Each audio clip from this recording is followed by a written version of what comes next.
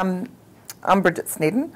I have a son who's 24, Alex, who has an intellectual disability, and it is because of him that I do what I do today. Although many years ago I learnt to think, more, take on a worldview rather than just what we could do as a family for my own child. And I have worked in the sector for quite a long time now, probably 15 or so years. And I'm there because I really love it, and it's listening to families, the stories of families, and the people that they love is what puts a fire in my belly. 18 months ago, I had decided that, having attended over the years, many events, had learnt a lot, and it was time to act on at a different level what I had been learning, and had put together a small agency called the Paradigm Initiative. And the primary work that we do in the Paradigm Initiative is the development of intentional networks, or circles, also known as circles of support. But I really like the intentional network, how it's better describes what the work we do, and just walking through the system with families so they get to a point where they can start to think about what's possible. And I think one of the really critical things or messages is around the fact that we're a strong, resilient family, my husband and I and our children, and we can get things done that we need done for our children. And when Alex was about 14, we had got to a place where life was not looking good at all for him or for us at various levels. And we had been involved in a piece of work that was being done by Imagine Better. And an outcome of that was a development of, or what was proposed to us was a circle of support. My husband and I had decided that that was something that we would put around Alex, and in fact it was going to be put around ourselves, because we were clear about the vision and where we were going to be in the future for Alex, and how we were going to get there, but it was all the roadblocks that people's attitudes being put in the way. So we put what became known as Alex's Champs around him, and we just knew that it was something, asking people to come into our lives was nowhere near as bad or as hard as it sounded initially. We set aside our personal pride to think about the most vulnerable member of our family, to make sure that he had a good life, and the life that we desired for him and that he desired in time for himself. So we did that, and we were blessed with some just fantastic experiences with Alex's Champs over 9 years. There wasn't much change. There weren't many changes in the makeup of the circle, and the commitment from them was, our family will always be very grateful for the level of commitment they gave us. But over time I had sort of pulled away and left a space for Alex to take up the ownership of his Champs. Recently Alex, we left home, or Alex left home, and he went flatting, and he's got 3 wonderful flatmates that he found on Trade Me.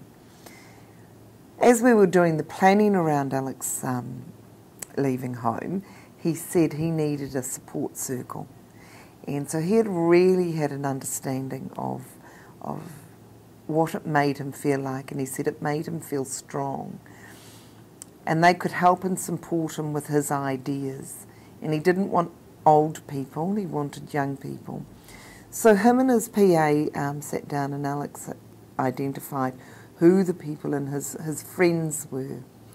And there were some friends who came up who he said, no, they're always busy, so I'm not going to ask them. So now, now Alex has this wonderful group of young people who are his champs, who, you know, the old champs may get together every 6 months, and Alex talks to the old champs on a weekly basis, but the young champs are, I suppose that was our bigger vision 10 years ago when we put our first circle together. So from what I know personally and from what I have seen the changes in the lives of the people that I have been supporting in developing circles or intentional networks, because yeah, the changes that it's made to their lives is, you know, I know personally that it's been liberating for me, and I know that in time for some people it is starting to be liberating for themselves. Vision is an absolutely critical personal component for ourselves, and especially for when we are thinking about a vision for our disabled family member. I suppose you could say that we were really lucky from a very, very early time in Alex's life. As in when he was 3, Alex was expelled from kindergarten, so we knew then how society really saw our beautiful wee boy, or their view of him. And we had decided then, after much heartache, that we would create our own vision for Alex, and what we wanted for him was actually no different than what we wanted for our other children. And we decided that we would get there. We would move mountains to get what we needed to make sure that Alex had a life the same as his brother. And that meant a life in community, you know, where he was a kid in our house, a kid in our street, a kid at our local school, where he moved around and just like he played, educated and worked in. We never ever wavered off that vision. There were times where it became very, very difficult, and getting allies on board to help us in that vision or help us get to the vision was critical. We wrote it down, we talked about it, we told people about it so that they too could walk alongside us. If we weren't clear about the vision, well, then we wouldn't have been able to just, what I called, shifted people out of the way when they didn't believe in our vision. When Alex left school at 18, I knew that I'd upset people. It wasn't about a personal thing. It wasn't about people's egos. And you know, over the years I've learnt to communicate things differently. But I said to my husband the day he left school that thank God we had the vision for him, a vision for him, because look at him today. He's this wonderful young man who knows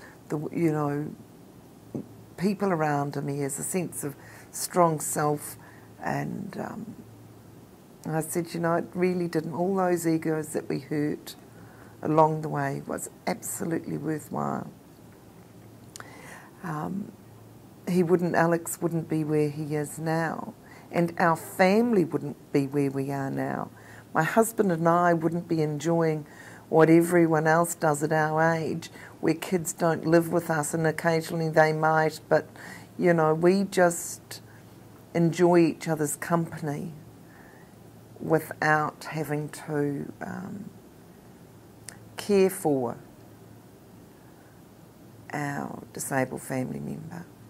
The vision that we had for Alex was one where he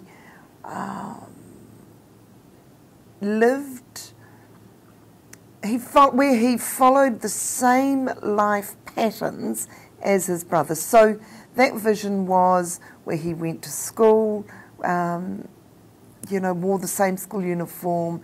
I think one of them did exactly what all the other students did.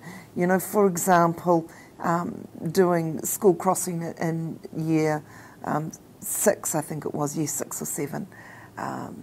So following a very ordinary pattern. So the big vision was where he lived independently from us. So where he was flatting, where he will have a girlfriend one day, or a life partner, or a wife, or where he will be where he will be working in whatever roles that means that has meaning for him, where he is where he was a very confident and competent young man who could get around his community.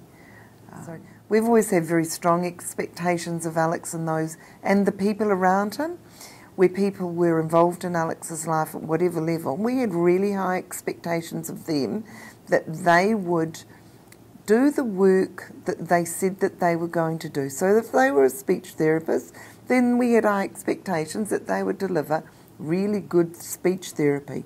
We had high expectations of ourselves that we would follow through on what they were teaching us. We had high expectations of Alex that he would learn to talk from the inputs that we had, and he lives beyond every expectation we have held for him. He surprises us on a daily basis. Not just what he can do, but the depth of his thinking and the insight he holds. And we always believed that without if we didn't have high expectations, then he wouldn't be able to meet us halfway. It's really interesting, and I think it's wonderful at one level that there are so many, that the new model is coming about. And one of those projects is enabling good lives.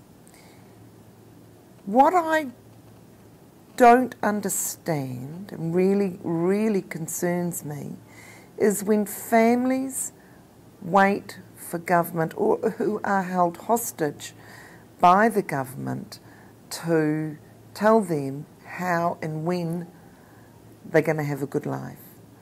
That in fact families begin to lose their voice, and they can just get on and decide what a good life looks like for them, rather than being told and rely on government or the system to give them a good life, because they will be waiting until hell freezes over. It's up to us, it's up to the families. And I know we're not all the same, but we can find allies to move forward with our vision. What I would suggest that people do right now, what do you need? Have you got a vision? Do you know what are your strengths and your weaknesses? What is it that your son or daughter wants, desires? What are their gifts and talents? Who's in their life now? And what is it that you need to do to make some small changes? One of the things that my husband did every day, husband and I would ask ourselves almost every day, is life good for Alex? Is he having fun? Is it not just good, but is it going to be better tomorrow? Does he have friends? Has he got enough friends? So those simple questions of, is life good? Is it good enough? Is he having fun? Are we okay as a family? And if you answer them no, anywhere where no, things could be better, then you address that today. You don't wait for someone else to address it. You look at what you can change first within your family and the people who are walking alongside you. It's not a model, it's actually about just being a parent. Sometimes we have to just dig a little deeper within ourselves. And when we're afraid of opening up the can of worms, it's okay. Open them up. Because sometimes you'll be surprised what you find. And you'll be also surprised the people who are out there who are willing and waiting to be a part of your life.